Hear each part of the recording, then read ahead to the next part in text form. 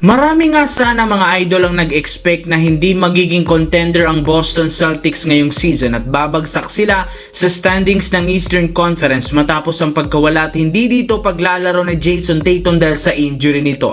Subalit pinatunayan ng Boston kaya pa rin ang kasalukuyang lineup makipagsabayan sa ibang mas malalakas na team matapos silang makaangat sa ika-4 na pwesto na merong record na 15 wins, 11 losses. Sadyang kahit anong gawing panalo, marami pa rin ang duda sa kanilang kakayahan dahil masyado nga silang umaasa sa shooting.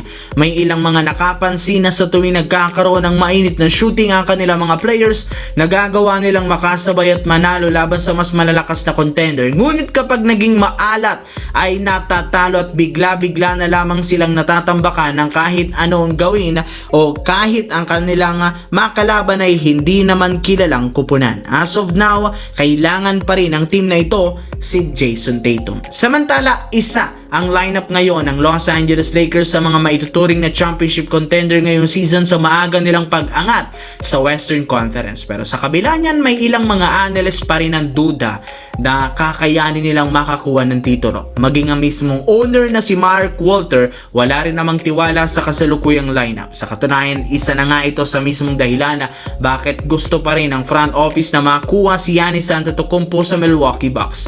Willing ang team isakripisyo ang ilan sa mga batang player at draft capital para makakuha lamang ng kampeonato at para sa future ng kanilang prangkisa. Yes mga idol, sa wakas nilinaw ng Lakers na desidido pa rin talagang silang makuha si Giannis Antetokounmpo sa lalong madaling panahon para maitandem ito kay Luka Doncic sa mga susunod na taon. As of now, target nga talaga nila si Giannis at gagawin nila ang lahat para makapag-ipon at i-reserve ang mga future draft pick para kung sakaling maging available ito, handa na silang mag-offer.